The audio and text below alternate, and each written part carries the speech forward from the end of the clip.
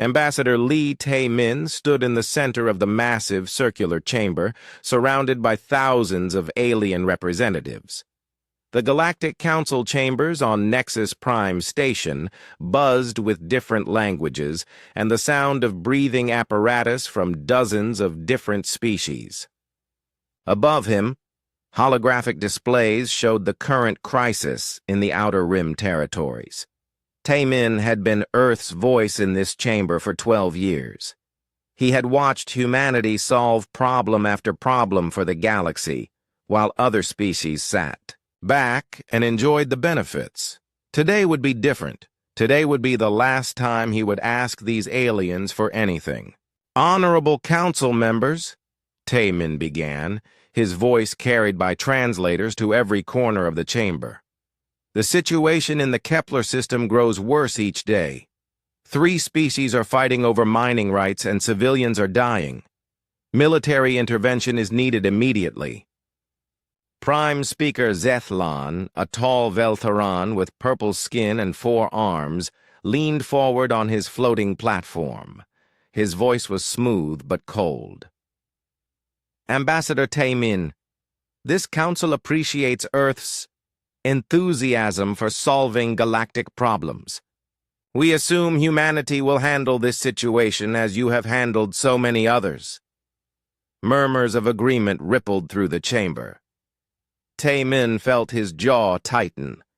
The same pattern, always the same pattern. A crisis would appear, the council would debate for weeks, and then they would turn to Earth to fix everything.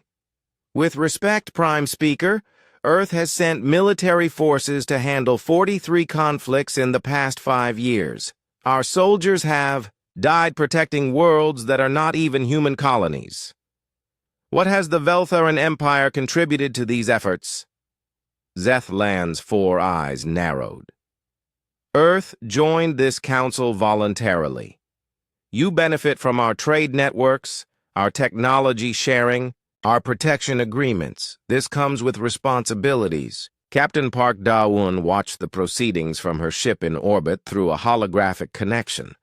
She commanded the Earth Defense Fleet, and she knew exactly what those responsibilities meant.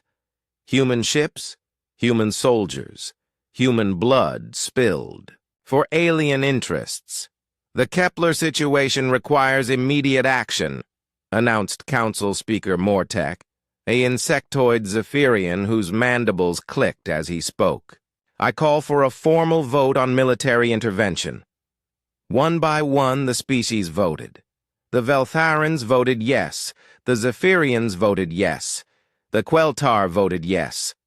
Every single species voted to send military forces to Kepler.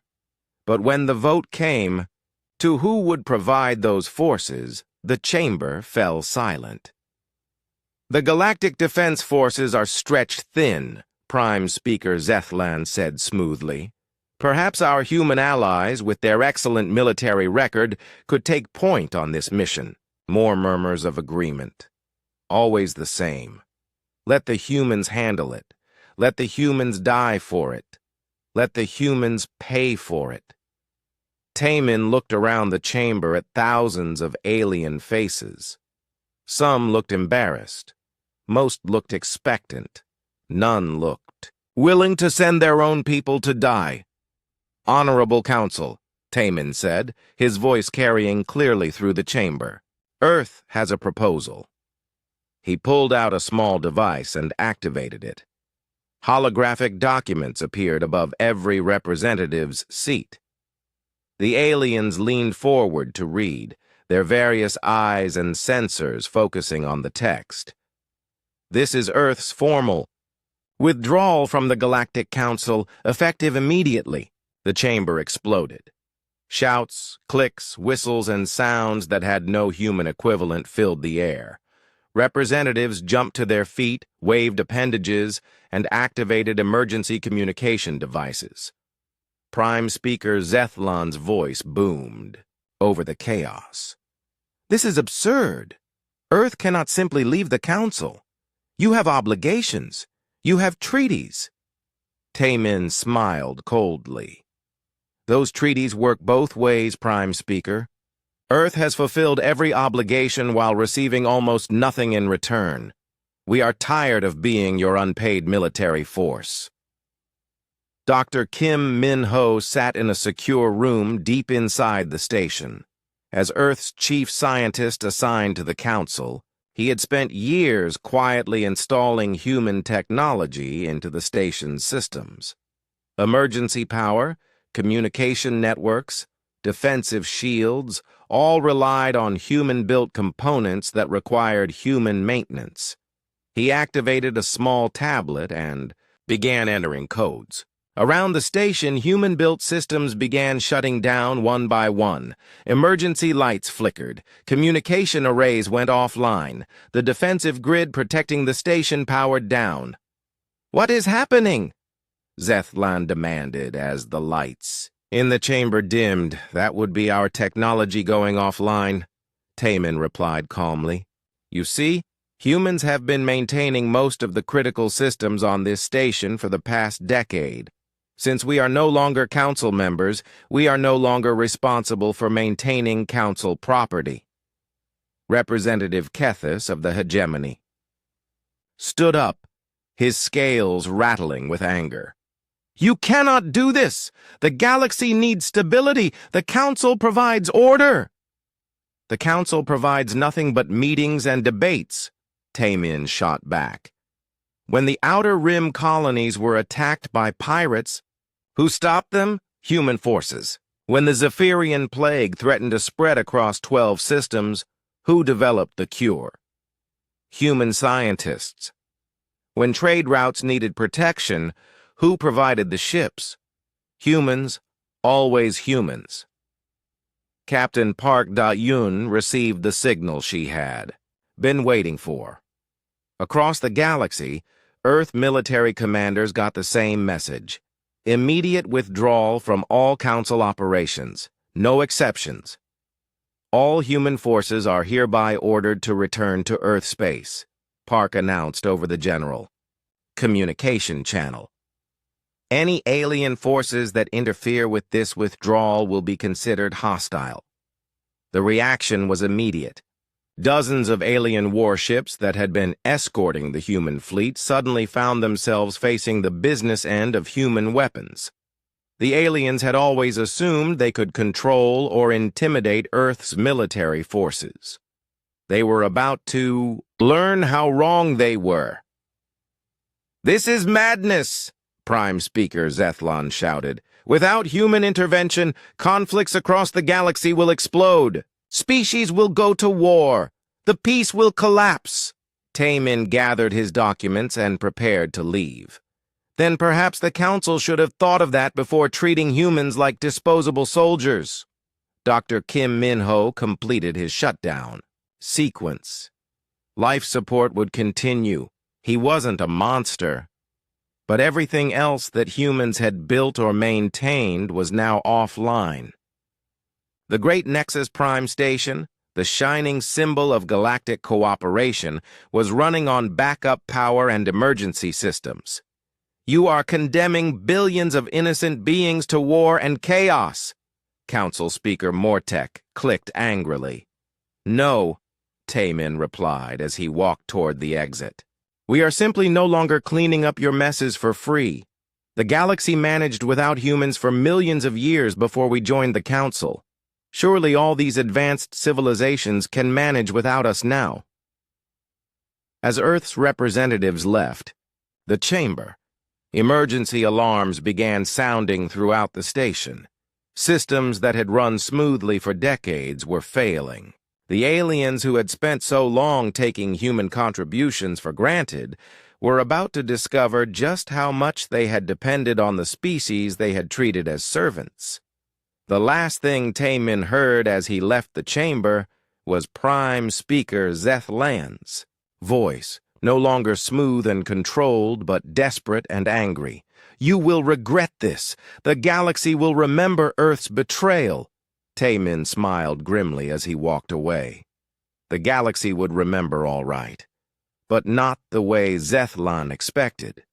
The age of human servitude to the Galactic Council was over. What came next would be entirely the Council's responsibility. Commander Choi Ji-woo stood on the bridge of the UES Guardian, watching three alien fleets face each other across the dark space of the Kepler system.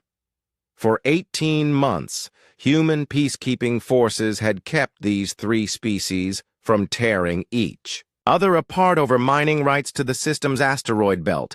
Now those human forces were leaving.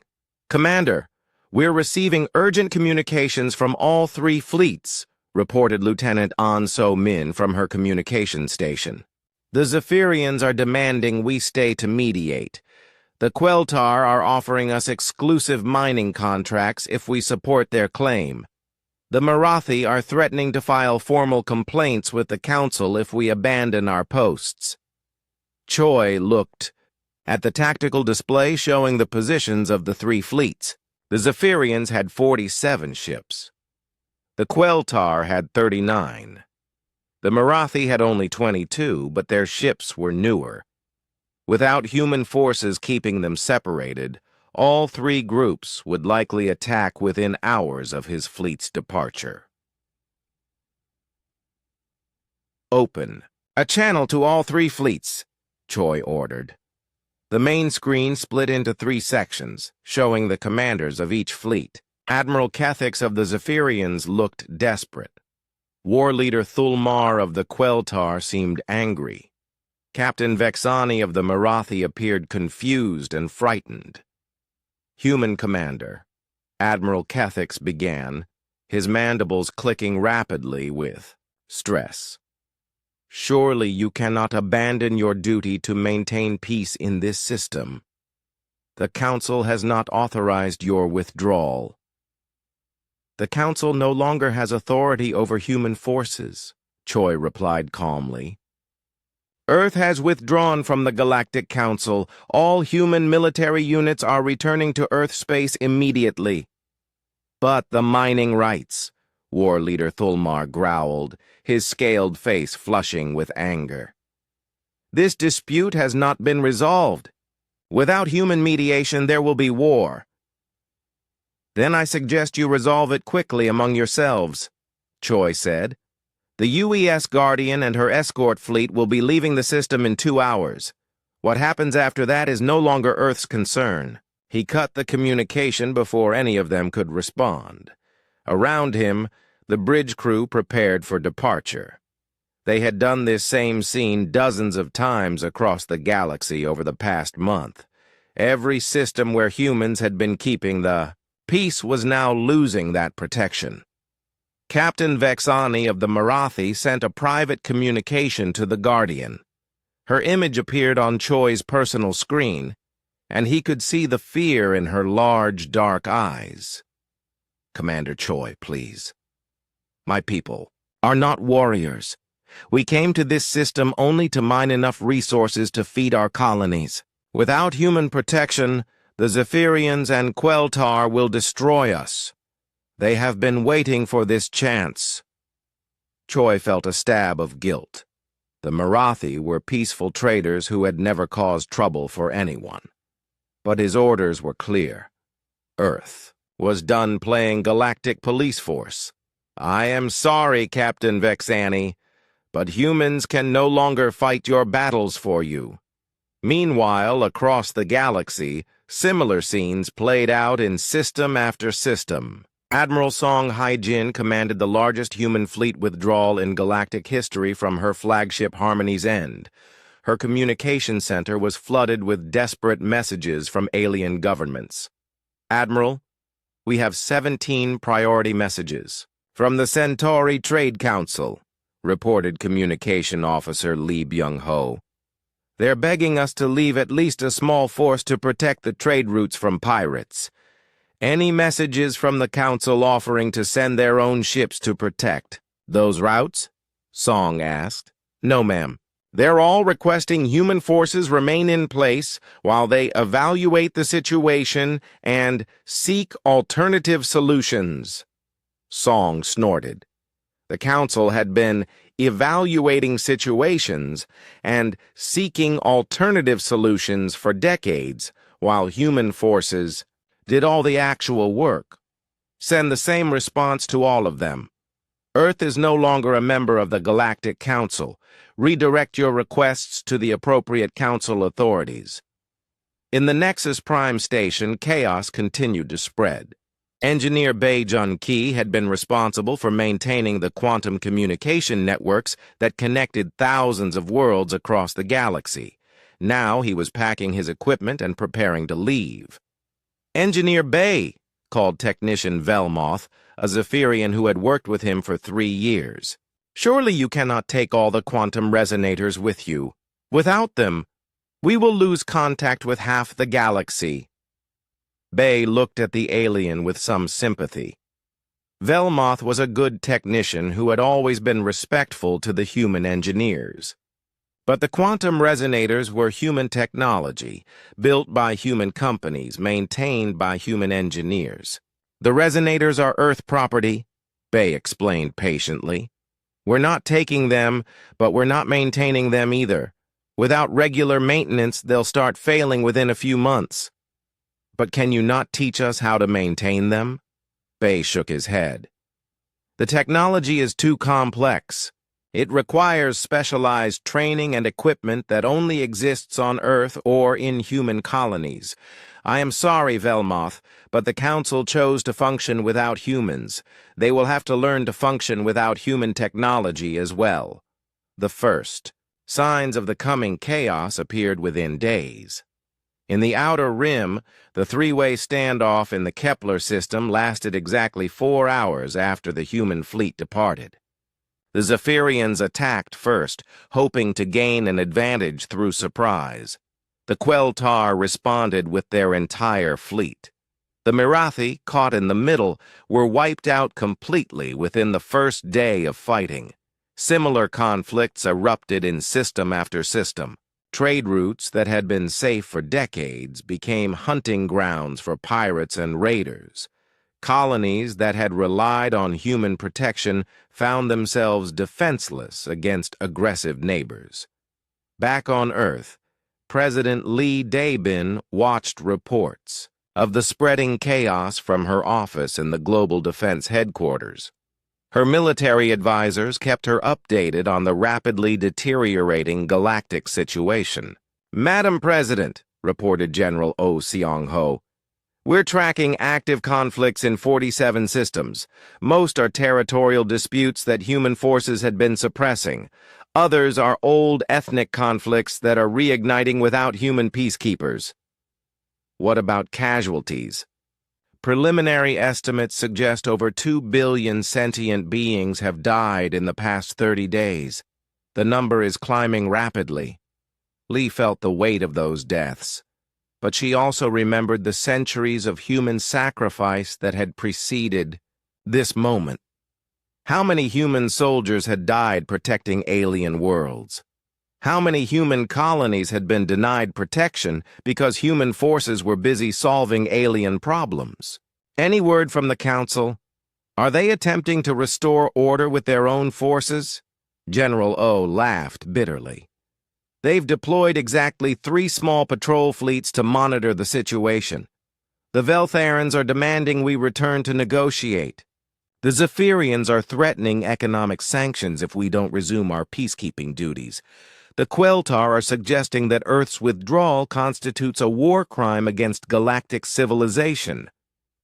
President Lee turned to look out the window, at the blue skies of Earth. For the first time in decades, human military forces were defending human interests instead of alien ones. The galaxy was burning, but Earth was finally free. "Let them make all the demands and threats they want," she said quietly. "We tried to help them build a better galaxy. They chose to treat us as their servants instead of their partners. Now, they can see how well they manage without us." The great experiment in galactic cooperation was over. What would rise from its ashes remained to be seen.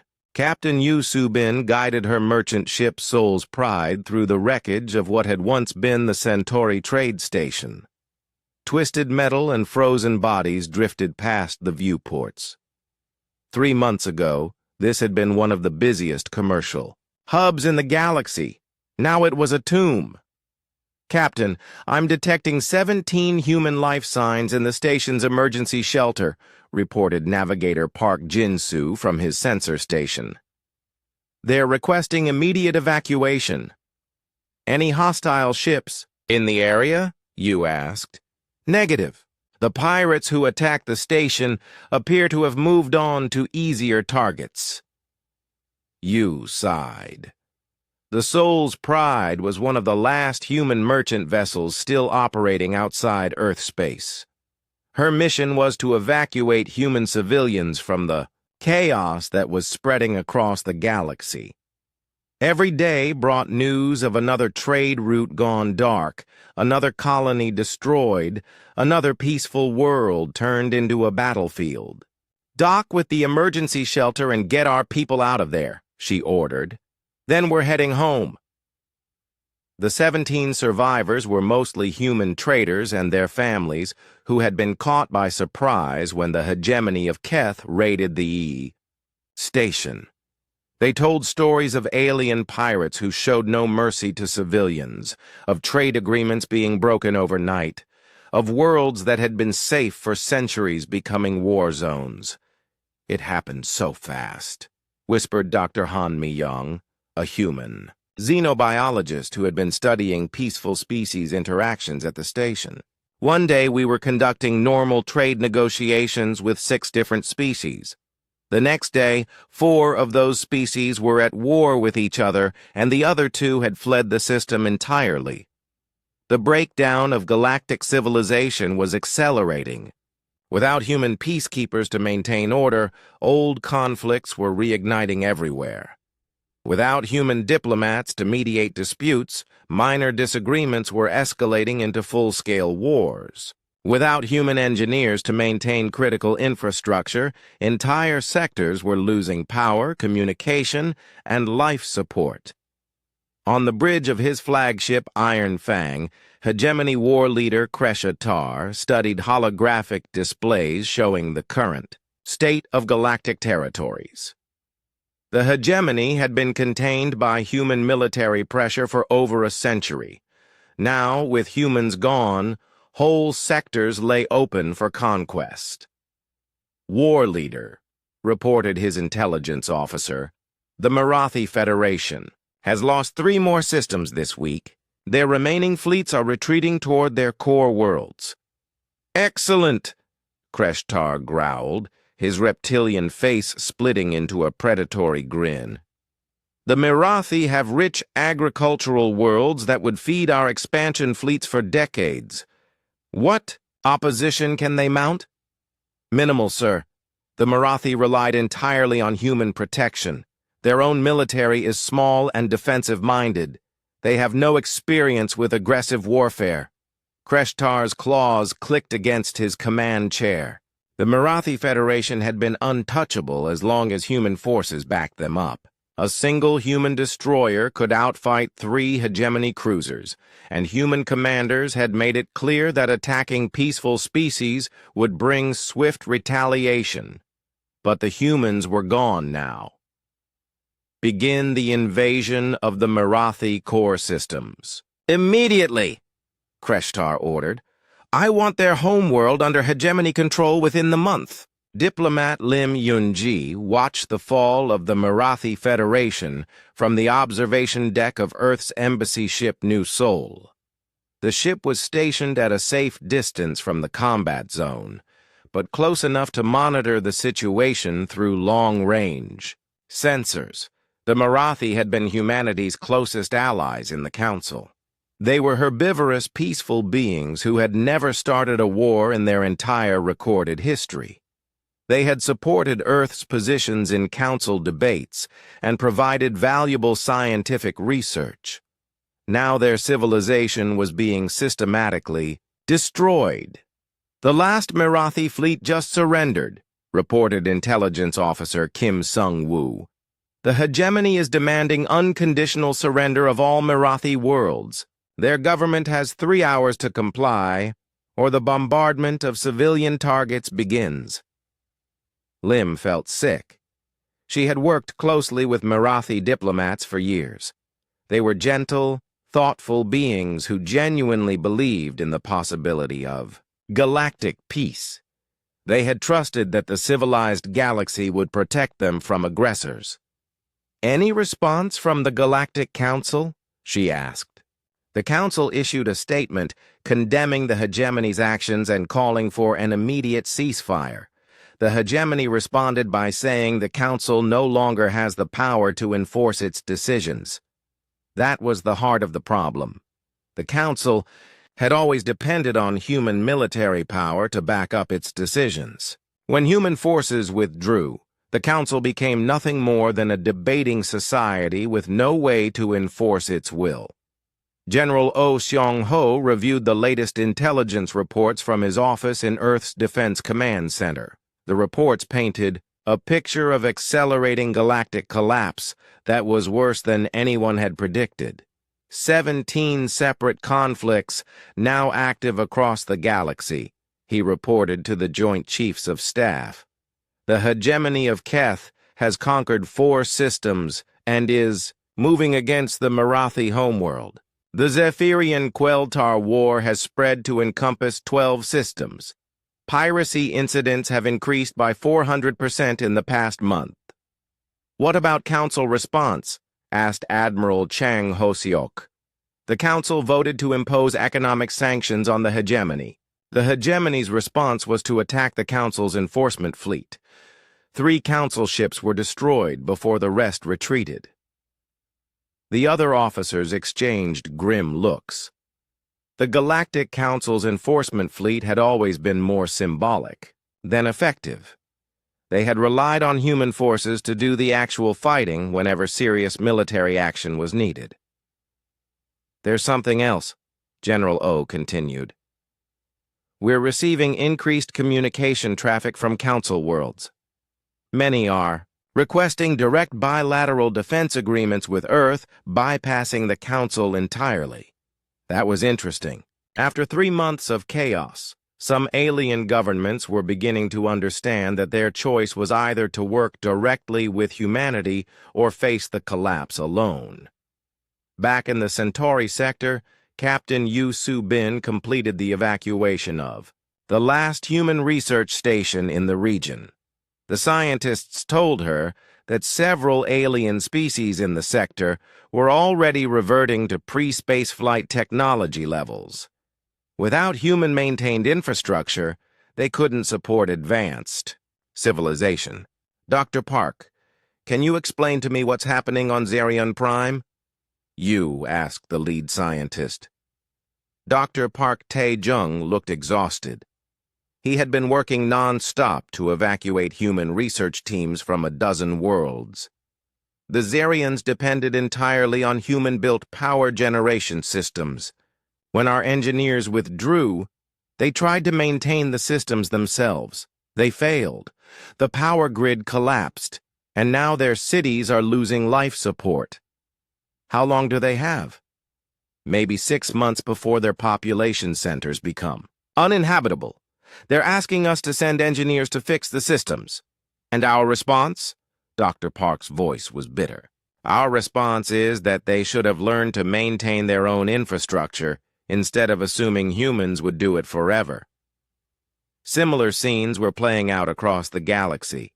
Species that had become completely dependent on human technology were discovering that advanced civilization was more fragile than they had believed. Worlds that had enjoyed centuries of peace under human protection were learning what it meant to defend themselves. The galaxy that had taken human contributions for granted was collapsing under the weight of its own complacency. And Earth watched. From a distance, no longer willing to sacrifice human lives to save aliens who had never appreciated the sacrifice.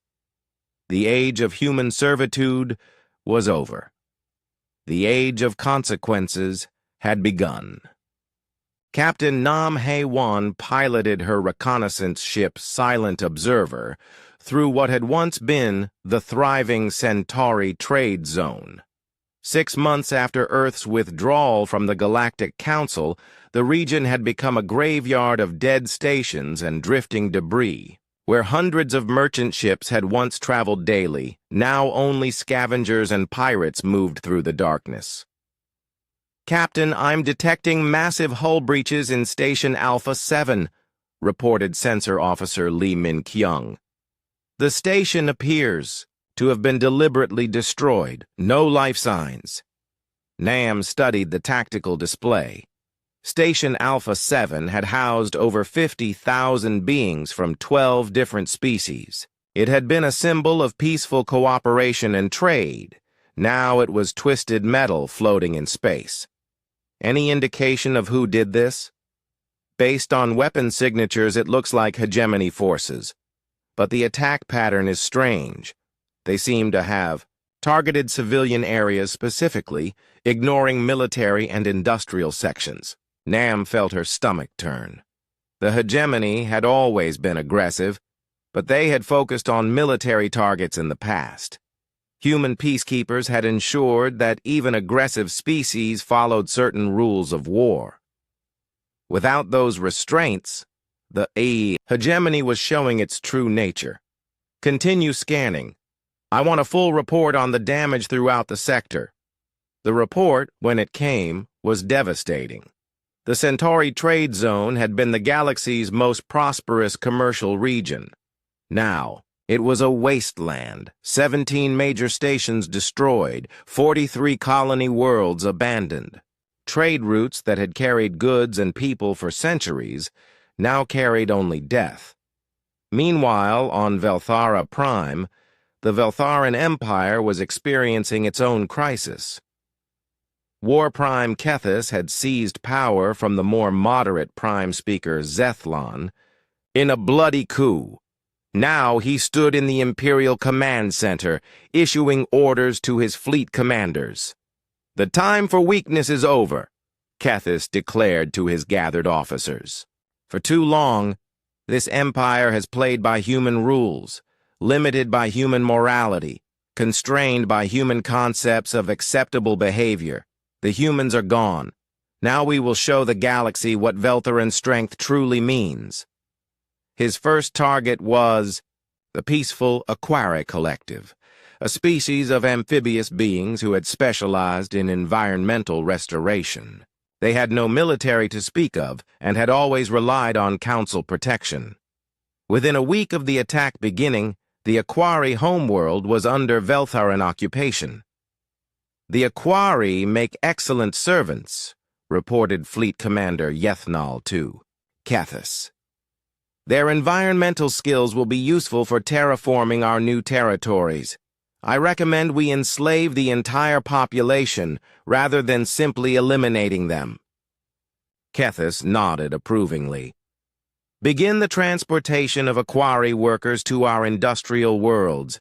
Any resistance should be crushed immediately." Dr. Shin Bo-ra monitored these developments from Earth's Intelligence Center. As the chief analyst for galactic affairs, she watched the breakdown of civilization with growing horror. The reports coming in from across the galaxy painted a picture of barbarism returning to species that had been civilized for millennia. "The Veltharan Empire has enslaved the Aquari Collective," she reported to the Intelligence Council. "The hegemony of Keth is systematically exterminating civilian populations on conquered worlds. The Zephyrian-Queltar War has devolved into genocide, with both sides targeting non-combatants." "What about the Galactic Council?" asked Director Yang Soo-jin. "Are they making any effort to restore order?" "The Council is fragmenting. 3 major species have withdrawn completely. 2 others are at war with each other. The remaining members spend their time arguing about who is responsible for the crisis, while doing nothing to address it." The truth was that the Galactic Council had never actually governed the galaxy. They had talked, debated, and passed resolutions while humans did the actual work of maintaining peace and order. Without human enforcement, the Council's authority existed only on paper. Major Jung Kyung-soo led a covert rescue mission to extract human scientists trapped on the research station Galileo 7. The station was located in Nexari space, and the Nexari had been attempting to reverse engineer human weapons technology since the withdrawal began. "Major, we're approaching the station now," reported his pilot, Lieutenant Cho Hye-jin. "Long-range scans show extensive damage to the surrounding area." "What kind of damage?" "It looks like multiple nuclear detonations, but not from weapons. More like accidental explosions." When they docked with Galileo 7, the surviving human scientists told them a horrifying story. Dr. Won Jae-hyun, the senior researcher, met them at the airlock with his clothes torn and radiation burns on his face. "Major Jung, thank God you're here. We've been trapped for weeks. The Nexari government demanded we teach them how to build human weapons. When we refused, they tried to reverse engineer our equipment themselves." "What happened?" "They had no understanding of the safety protocols. Human weapons use controlled fusion reactions that require precise magnetic containment. The Nexari tried to bypass the safety systems. The result was—" Dr. Won gestured toward the viewports, where they could see the glowing ruins of what had once been the Nexari homeworld. "They destroyed their own planet?" Lieutenant Cho asked in disbelief. "Not just the planet. The explosion destabilized their sun. The entire system will be uninhabitable within a few years. 15 billion Nexari died because they were too arrogant to accept that some technologies require centuries of careful development. The rescue team evacuated the surviving humans quickly. As their ship departed, Major Young looked back at the dying system and felt a mixture of horror and grim satisfaction. The Nexari had always been condescending toward human technology, claiming they could improve on human designs. Their arrogance had cost them their entire civilization. Similar disasters were occurring throughout the galaxy. Species that had depended on human-maintained technology were discovering that advanced systems required more than just copying the visible components. The knowledge, experience, and manufacturing capabilities that supported high technology had all been concentrated in human space. On the former council world of Teflan, the local government was dealing with the complete breakdown of their infrastructure. Governor Melthar stood in his emergency command center, surrounded by reports of cascading failures. "Sir, the orbital defense platforms have gone offline," reported his military aide. "The power transmission systems were human-built, and we don't know how to repair them." "What about the communication networks?" "Failing systematically. We've lost contact with 60% of our planetary cities. The quantum communication arrays require maintenance that only human technicians understood. And our food distribution systems?" "Completely collapsed. The automated farming systems were programmed by human specialists. Without their oversight, crop yields have dropped by 90%. Governor Melthar sat down heavily in his chair. Teflan had been a prosperous, advanced world for over 2 centuries. They had prided themselves on their sophisticated technology and high standard of living. Now they were facing the prospect of mass starvation and societal collapse.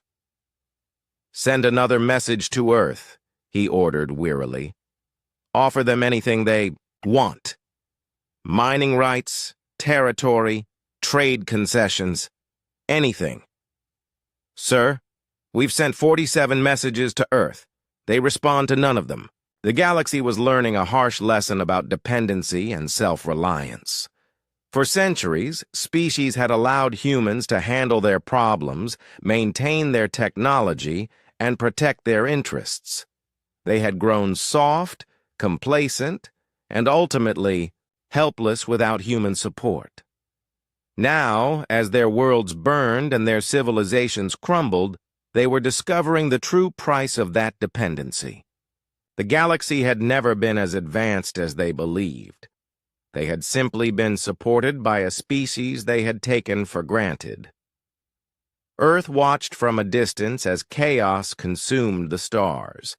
The aliens who had once treated humans as useful servants were learning what it meant to stand alone in an uncaring universe. Admiral Kang Dong-min stood on the command deck of the orbital defense station, Terra Shield, watching the massive construction projects that surrounded Earth. A year had passed since humanity's withdrawal from the Galactic Council, and Earth had used that time to prepare for what was coming.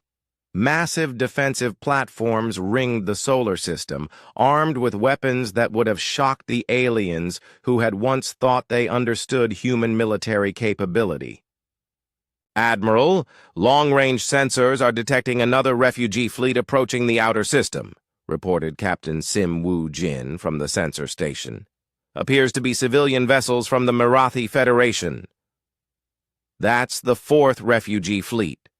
This month," Kang replied grimly. "What's left of the Marathi?" "Intelligence estimates their population has dropped from 12 billion to fewer than 2 million. Most are scattered across various refugee camps in neutral space. The hegemony is hunting down the survivors." Kang studied the tactical display, showing the approaching ships. They were damaged, overcrowded civilian vessels carrying the last remnants of a once great civilization. The Marathi had been humanity's most trusted allies in the Council, supporting Earth's positions and sharing their scientific knowledge freely. Now they were nearly extinct. "Open a communication channel to the lead ship," Kang ordered. The image that appeared on the main screen broke his heart. Captain Velani, whom he had known during joint operations, looked older and broken. Her usual calm demeanor was gone, replaced by the hollow look of someone who had watched her entire species die. "Admiral Kang," she said, her voice barely above a whisper. "We request permission to enter Earth space. We have nowhere else to go." "Captain, I'm truly sorry, but Earth's borders are closed to all non-human vessels. Those are direct orders from the Global Defense Council." "Please," Velani begged. "We have children aboard these ships, civilians who never harmed anyone. Surely, Earth can show mercy to refugees." Kang felt the weight of every decision he had made in his military career. "Captain, I sympathize with your situation, but humanity learned the hard way that helping others often leads to exploitation and resentment. We will not interfere in galactic affairs again." The communication ended with Velani's broken expression burned into his memory. The refugee fleet changed course and disappeared into deep space, searching for some corner of the galaxy where they might find safety. Kang knew they would probably not find it. Ambassador Han Soo-jin sat in her office aboard the diplomatic station New Harmony, processing the endless stream of communications that arrived daily from the collapsing galaxy. Former council members, alien governments, refugee organizations, and desperate individuals all sent the same types of messages: pleas for help, offers of tribute, threats of retaliation, and promises of friendship. Her standard response to all of them had not changed in months. "The Galactic Council chose to function without humanity. You are succeeding." "Ambassador, we have a priority communication from the Centauri Trade Council," reported her aide, Secretary Park So-young. "They're offering Earth-exclusive mining rights to the Centauri asteroid fields in exchange for protection from pirates." "Same response as always," Han replied without looking up from her reports. Earth is not interested in alien trade arrangements. They're also offering to name Earth as the permanent leader of any reformed galactic government. That made Han pause. The Centauri Trade Council represented hundreds of worlds and thousands of merchant fleets. Their offer essentially meant surrendering their independence to human authority.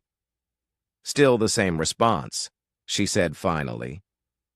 We're not interested in ruling the galaxy. We just want to be left alone. But leaving Earth alone was becoming increasingly difficult as the galaxy burned around them. Scientist Ryu Tai-hoon published regular reports on the galactic collapse from his research station in orbit around Mars.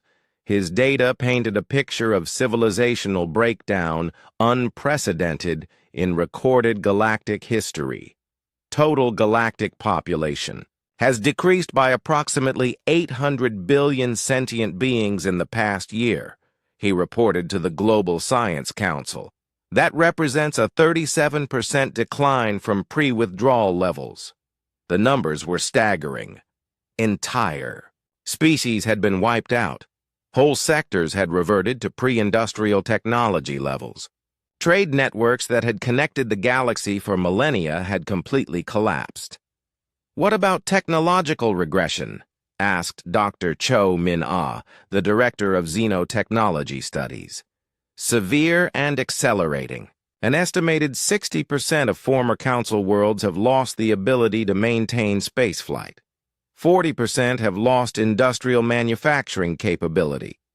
23% have experienced complete societal collapse. The galaxy had been more fragile than anyone realized.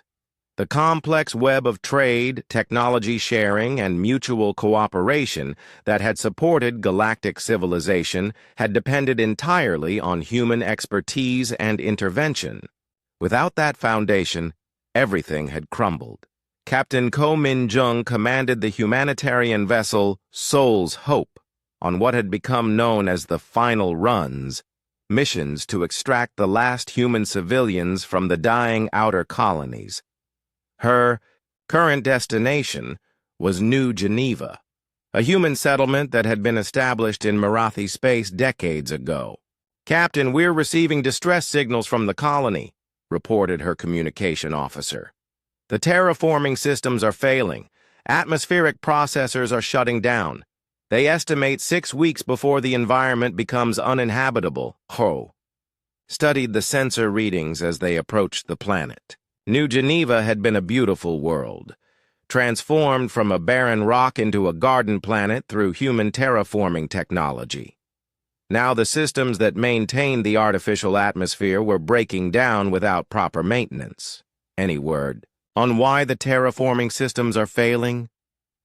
The maintenance crews were evacuated 3 months ago when the hegemony attacked the system. The automated systems were designed to run independently for a year. But something has gone wrong with the central processors. When they landed at the colony, they found 800 human settlers who had refused to leave their homes even as the planet died around them. Colony Administrator Young Min-ho met them at the landing pad, his face grim but determined. Captain Ko, thank you for coming. We know this is probably the last evacuation ship we'll see. Administrator Young, why didn't you leave with the other evacuation fleets? This is our home. We spent 20 years building this colony, turning this world into something beautiful. Many of us couldn't bear to abandon it. Ko looked around at the withering crops and the strange color of the sky that indicated atmospheric instability.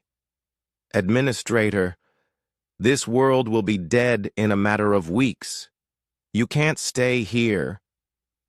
We know. We're ready to leave now. But we wanted someone to witness what we built here before it dies. The evacuation took 12 hours. As the Soul's Hope lifted off from New Geneva for the last time, Ko watched through the viewports as the automated terraforming systems finally gave up their struggle. The artificial atmosphere began to bleed away into space, and the planet that humans had spent decades bringing to life started its return to the sterile rock it had been before. Similar scenes played out across the galaxy. Human colonies that had flourished under the protection of galactic civilization were now isolated and vulnerable. Most had already been evacuated, but a few stubborn settlements held on until the very end. Back on Earth, President Lee Da-bin reviewed the latest reports from the retreating human presence in galactic affairs. The numbers told a story of complete withdrawal, zero human military forces operating outside the solar system, zero human diplomatic missions active in alien space, zero human aid programs running in the galaxy. For the first time in over 3 centuries, humanity was focused entirely on human interests. "Madam President," reported General Oh Seong-ho, "our long-range reconnaissance shows that several alien fleets are massing near the edges of human space. They appear to be considering military action to force our return to Council membership." "Let them consider it," President Lee replied calmly. "If they want to test Earth's defenses, they're welcome to try." The galaxy was learning that the species they had treated as servants had never been as weak as they appeared. Earth's true military capabilities had been hidden for centuries, revealed only now that humanity no longer cared about galactic opinion. The aliens who had once taken human protection for granted were about to discover what it meant to face human power as enemies rather than allies. Fleet Commander Sim Woo-jin stood on the bridge of the battleship Terra's Might, watching the largest alien fleet in galactic history approach the edge of human space. 15 months after Earth's withdrawal from the Galactic Council, the desperate remnants of galactic civilization had finally gathered enough courage to demand humanity's return. "Commander, we're detecting over 3,000 alien vessels in the approaching fleet," reported Sensor Officer Kim Tae-young. "It represents the combined military forces of at least 40 different species." "Any communications from the fleet?" "Yes, sir. They're requesting permission to enter the solar system for negotiations. The message is signed by Prime Speaker Nethera of the Reformed Galactic Council." Sim studied the tactical display. The alien fleet was impressive by galactic standards, but he could see the signs of desperation in their formation. Many ships showed battle damage from recent conflicts. Others had clearly been hastily repaired with mismatched components. This wasn't a conquering armada. It was the last hope of a dying civilization. "Open a channel to the alien fleet. Let's hear what they have to say." The image that appeared on the main screen showed a being that Sim didn't recognize. Prime Speaker Nethera was a tall, elegant creature with silver skin and multiple eyes. She looked tired and desperate, very different from the arrogant aliens, who had once dismissed human contributions to galactic peace. "Commander Sim," Nethera began, her voice carrying the weight of defeat, "I speak for what remains of the Galactic Council. We request permission to enter Earth space for urgent negotiations." Prime Speaker, "Earth's borders are closed to all alien vessels. If you wish to communicate, you can do so from your current position." "Commander, please. The galaxy is dying. Billions have perished. Entire civilizations have been wiped out. We need humanity's help. The galaxy chose to function without humanity. You are succeeding." Nethera's composure cracked slightly. "We were wrong. We understand that now. We took your contributions for granted. We treated you unfairly. But surely, mercy and compassion are human virtues. Surely you cannot watch the galaxy burn without feeling some responsibility to help." Sim felt a flicker of the old human instinct to help others, but he pushed it down. Humanity had learned the hard way that helping ungrateful aliens only led to more exploitation. "Prime Speaker, What exactly are you offering? Complete governmental restructuring. The Reformed Council is prepared to cede all military authority to Earth. You would have full control over galactic defense forces and foreign policy. We're also prepared to discuss reparations for the centuries of unfair treatment that humanity endured. This was the conversation that President Lee Dobbin had been expecting. She watched the negotiation from her office in the Global Defense headquarters, surrounded by her military advisors and cabinet members. "They're offering us the galaxy on a silver platter," observed Secretary of Defense Park Min-ho. "Complete military control, economic reparations, political dominance. It's everything we could have asked for." "It's also everything we never wanted," President Lee replied. "We withdrew from the council because we were tired of ruling the galaxy from the shadows. Now they want us to rule it openly." General Hong Min-sok pulled up holographic displays showing the current state of galactic affairs. "Madam President, our intelligence indicates that the situation is even worse than the aliens are admitting. The hegemony of Keth now controls over 200 systems. The Veltheran Empire has enslaved 17 different species. Piracy and lawlessness are spreading faster than we can track.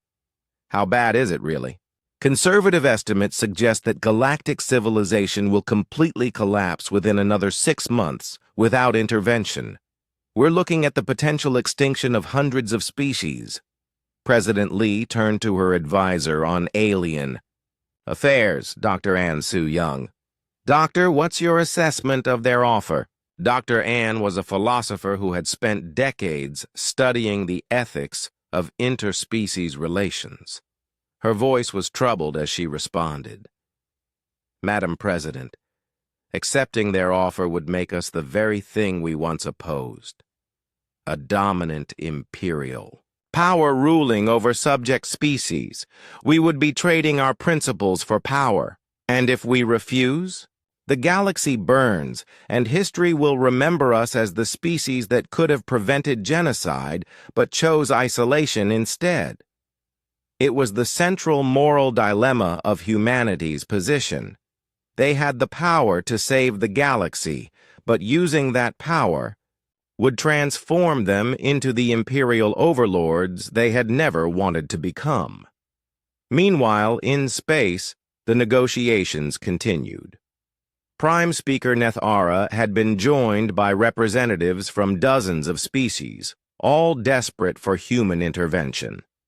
"We're prepared to offer Earth permanent control over all major trade routes," announced Trade Representative Velthar of the Centauri Council. "Human corporations would have exclusive rights to galactic commerce. The Mirathi survivors offer our complete scientific database," added the aged voice of Scholar Teth-Ani, one of the few Mirathi intellectuals who had escaped the genocide. "All our research, all our knowledge, freely given to humanity." Admiral Chang Ho-seok, commanding the Human Defense Fleet, watched the alien delegates make increasingly desperate offers. They were willing to surrender their independence, their resources, even their dignity in exchange for human protection. "Admiral," reported his intelligence officer, "we're detecting movement from the hegemony fleet. They appear to be heading toward the negotiation site. How long until they arrive?" "Approximately 18 hours at their current speed. The hegemony had learned about the alien fleet's mission to Earth and was moving to intercept them. If the negotiations failed and the alien fleet tried to return home, they would face destruction by hegemony forces." President Lee received this intelligence update as she prepared to address the Global Defense Council.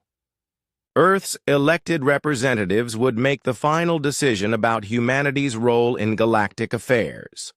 "Ladies and gentlemen," she began, addressing the assembled delegates, "we face a choice that will define our species for centuries to come. We can accept the aliens' surrender and become the galactic empire they're offering us. We can refuse and watch the galaxy burn while preserving our principles. Or we can find a third option. What third option? Asked Senator Kim Hya-jin from the European Federation. We save the galaxy on our terms, not theirs. We don't accept their surrender or their offers of tribute. We intervene to stop the genocide and restore order, but we do it as liberators, not conquerors. The debate that followed lasted for hours. Some delegates argued for accepting the alien surrender and establishing human dominance over the galaxy. Others insisted that Earth should maintain its isolation regardless of the consequences. A few supported the president's proposal for limited intervention. In the end, the vote was close. 847 in favor of conditional intervention, 623 in favor of continued isolation, 312 in favor of accepting alien surrender. President Lee addressed the galaxy directly, her speech broadcast through every functioning communication network in known space. People of the galaxy, Earth has heard your pleas for help. We will intervene to stop the current genocide and restore basic order to galactic civilization. However, we do so not as your rulers, but as temporary peacekeepers. Once stability is restored, humanity will withdraw again. We will not accept tribute, territorial concessions, or political control. We will save you because it is the right thing to do. Not because we seek to dominate you.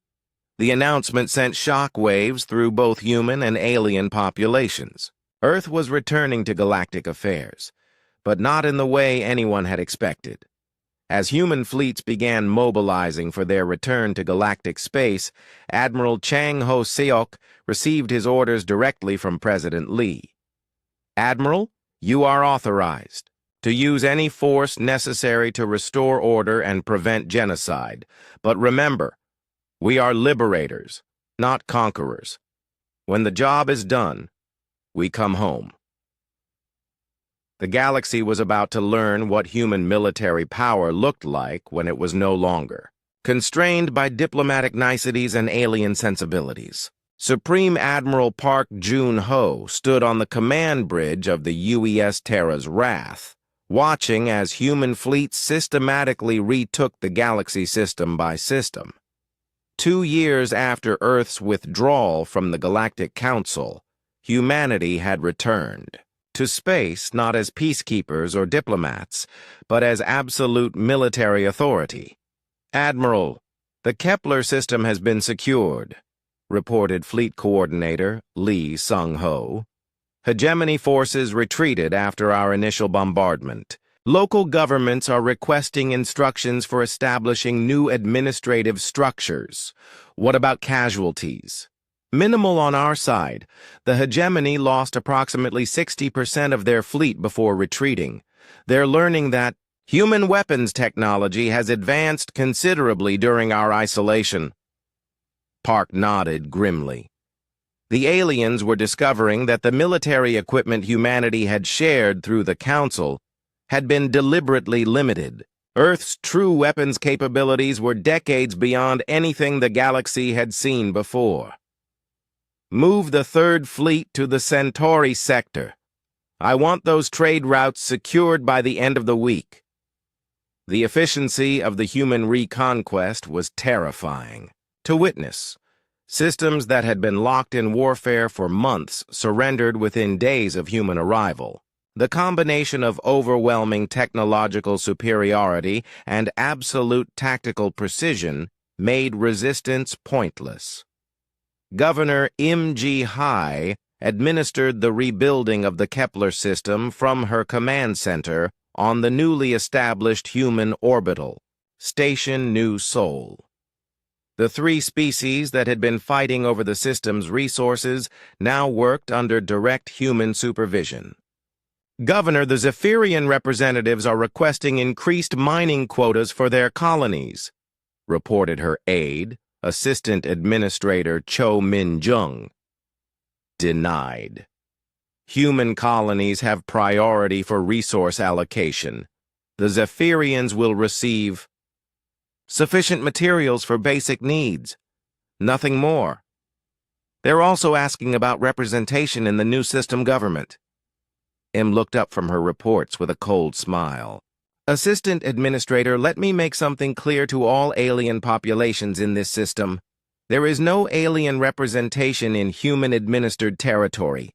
Humans make the decisions. Aliens follow orders. That is how the new galaxy works. The transformation was remarkable.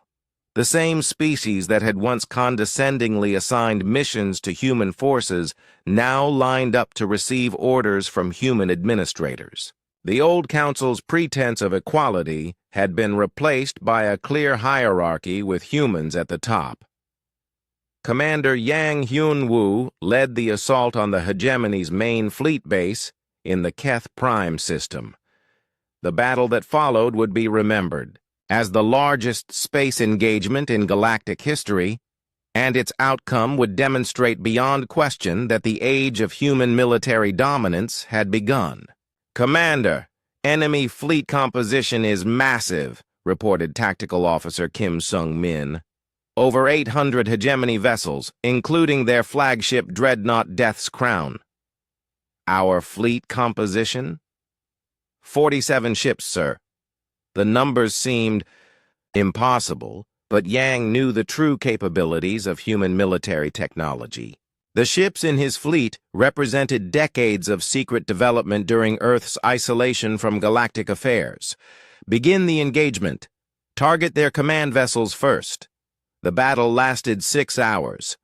When it ended, the hegemony fleet had been completely destroyed while human forces suffered only minor damage to 3 ships.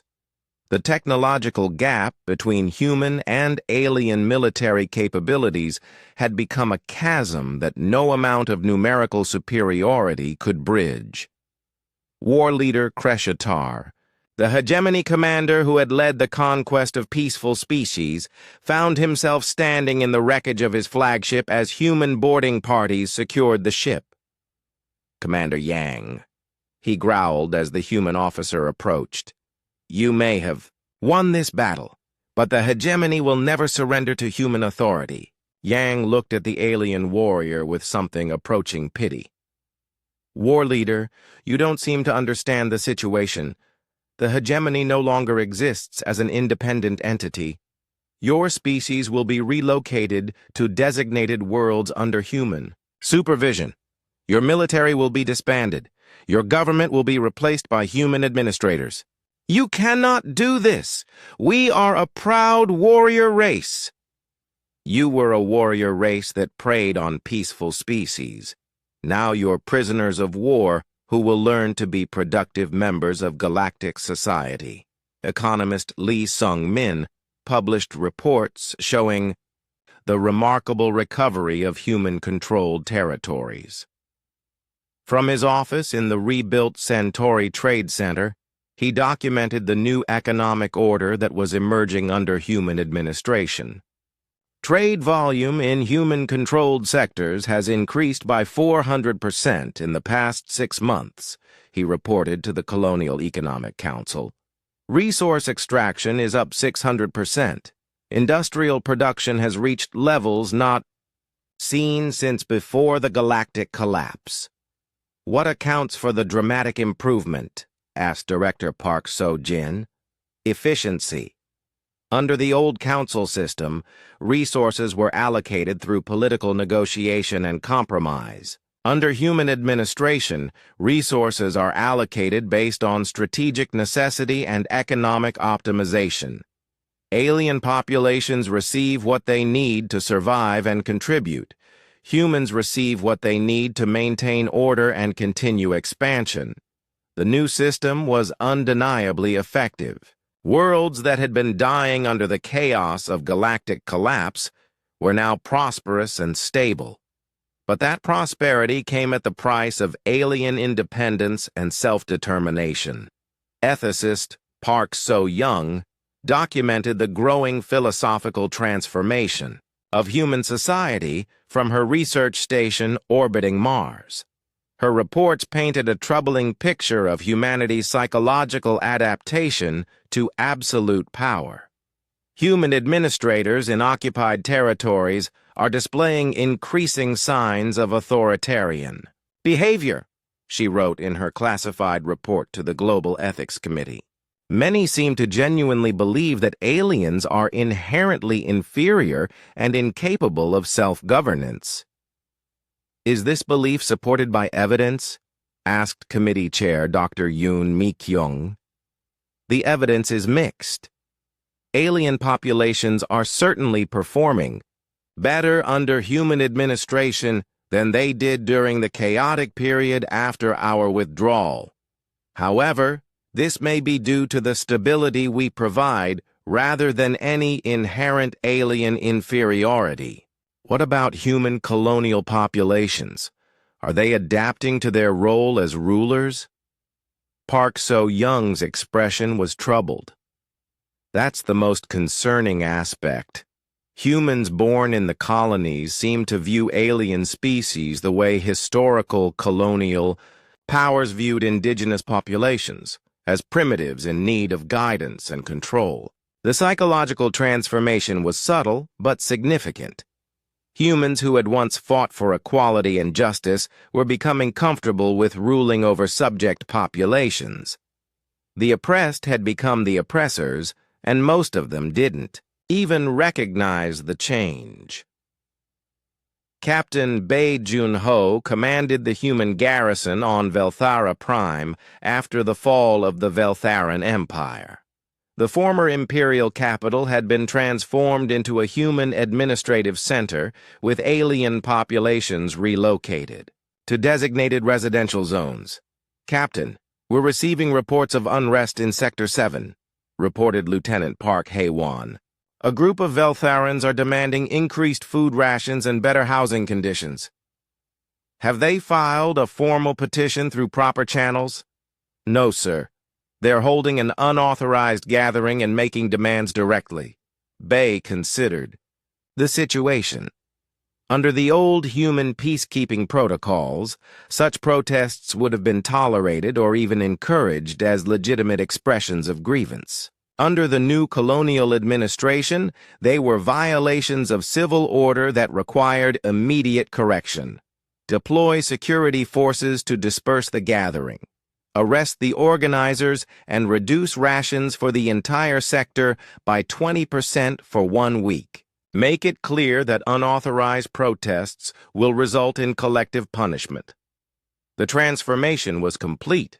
Humans who had once protected alien rights now punished alien dissent. The species that had fought against oppression now practiced it as a matter of routine policy. As human fleets continued their advance across the galaxy, the old dreams of equality and cooperation faded into history. The galaxy was being rebuilt, but it was being rebuilt as a human empire with alien subjects. The liberators had become conquerors, and most of them saw nothing wrong with that evolution. Emperor Kim Tae-young stood in the Great Hall of the New Galactic Palace on Terra Nova, humanity's new capital world, watching as representatives from dozens of alien species brought tribute and pledges of loyalty. 5 years had passed since Earth's withdrawal from the old Galactic Council, and 3 years since humanity's return as the galaxy's undisputed masters. The ceremony was magnificent and terrible. Beings who had once been equals in the council chambers now knelt before human authority, offering the resources of their worlds in exchange for protection and the right to continued existence. The Great Hall itself was a monument to human dominance, its walls decorated with the surrendered battle flags of conquered fleets and the crown jewels of fallen empires.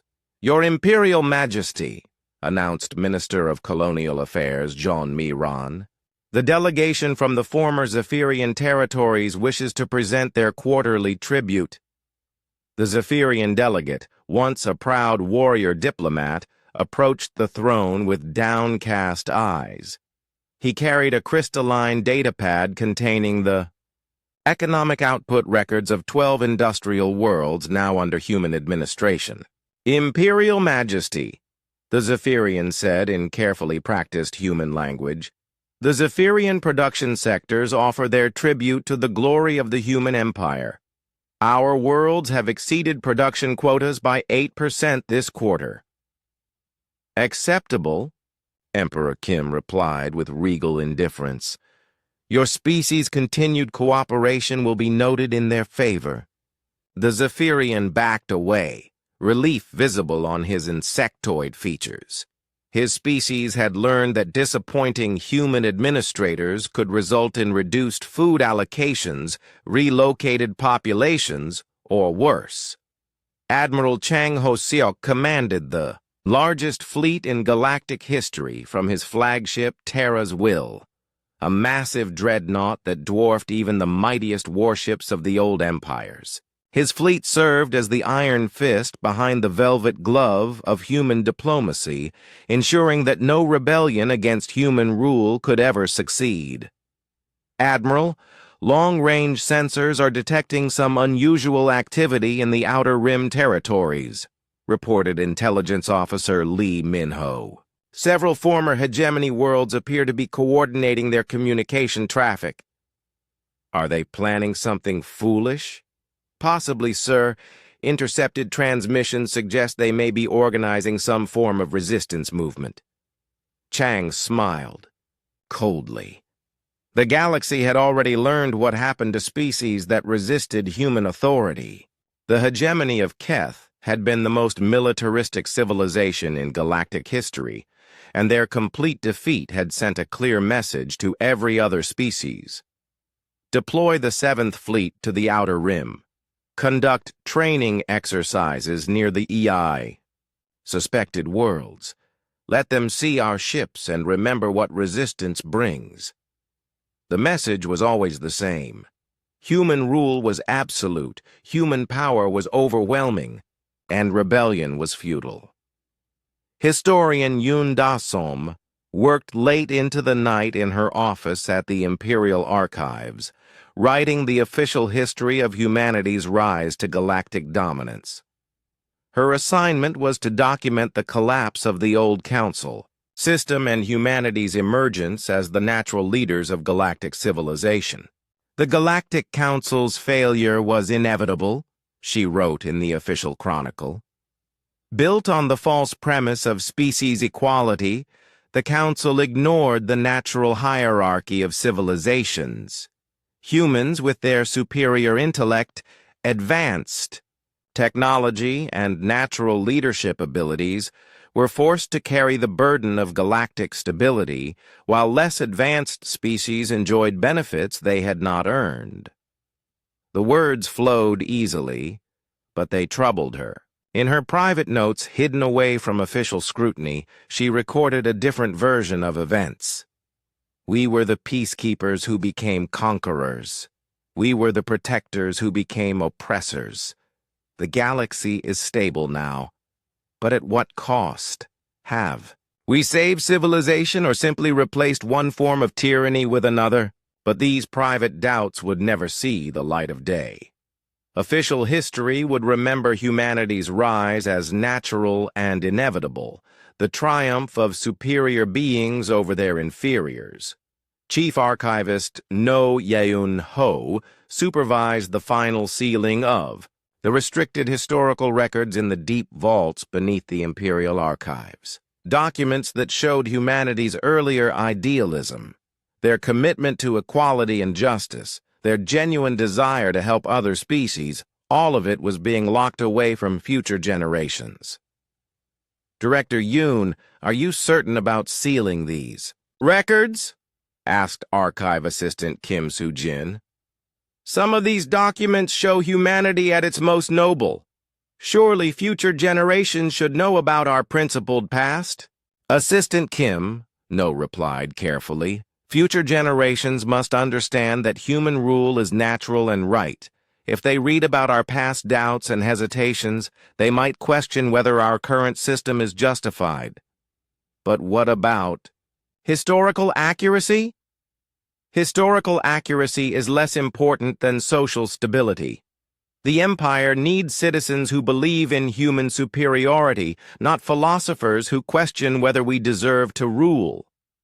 The conversation represented the final transformation of human civilization. The species that had once valued truth above convenience now managed truth to maintain power. On worlds throughout the galaxy, alien populations adapted to their new reality with varying degrees of success. The peaceful species liked the surviving. Marathi accepted human rule gratefully, seeing it as protection from the chaos that had nearly destroyed them. The more aggressive species, like the remnants of the hegemony, chafed under human authority, but had learned the futility of open resistance. Governor Shin Bo-young administered the former Veltharan Empire from her capital on Velthara Prime. The once proud imperial world had been transformed into a model human colony with efficient resource extraction, ordered population centers, and absolute human authority. Governor, the Veltharan Education Council is requesting permission to include pre-conquest Veltharan history in their school curriculums, reported Education Coordinator Park Jin-woo. Denied. Veltharan children will learn the approved curriculum, focusing on human history, human achievements, and their species' proper place in the galactic order. But Governor, surely some knowledge of their own cultural heritage. Coordinator Park, the Veltharan cultural heritage, consisted of enslaving peaceful species and waging wars of conquest. That heritage led to their defeat and occupation. Veltharan children need to learn human values if they are to become productive members of the Empire. It was the same policy implemented across the galaxy. Alien cultures were being systematically replaced with human-approved alternatives. Languages, religions, historical traditions, all were being erased in favor of standardized imperial culture. The transformation was remarkably successful. Within a generation, alien children would grow up knowing only human authority as the natural order of the galaxy. They would learn to see their own species as fortunate to be ruled by their human betters. In his final report as Director of Colonial Psychology, Dr. Lim Jae-sung documented the complete success of humanity's cultural transformation program. Resistance to human authority has dropped to negligible levels across all administered territories. Alien populations show increasing identification with imperial values and decreasing attachment to pre-conquest cultural patterns. Most significantly, younger aliens express genuine gratitude for human rule and cannot imagine any alternative system of government. "What about human colonial administrators?" asked his replacement, Dr. Ryu Hyejin. "How are they adapting to their roles?" "Remarkably well. Second and third generation colonial humans show no trace of the egalitarian ideals that troubled their predecessors.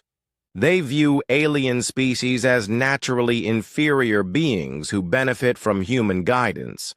Most consider it a moral duty to maintain human dominance for the good of galactic civilization. The psychological transformation was complete. Humans born in the colonies genuinely believed in their superiority over alien species. They ruled not with the guilty conscience of conquerors, but with the clear conscience of natural leaders caring for their inferiors. Emperor Kim stood alone in his private chambers, looking out at the lights of the capital city spread below. The galaxy was at peace. Trade flourished. Art and science advanced. Billions of beings lived secure, productive lives under human protection. But sometimes, in quiet moments like this, he remembered the idealistic young diplomat he had once been. He remembered believing in equality between species, in justice, in the possibility of true cooperation. Those beliefs seemed naive now, almost childish. The galaxy had taught humanity harsh lessons about power and responsibility. The species that had once sought to serve galactic civilization had learned that sometimes civilization required rulers and subjects, not equals and partners. The dream of the Galactic Council, a free association of equal species working together for mutual benefit, had died in the chaos that followed Earth's withdrawal. In its place had risen the human empire, built on the twin foundations of overwhelming military power and genuine administrative competence. The galaxy was stable, prosperous, and peaceful under human rule. And if that peace required the subjugation of other species, well, that was simply the price of order in a chaotic universe. The liberators had become oppressors, and the galaxy was better for it. History would remember it no other way.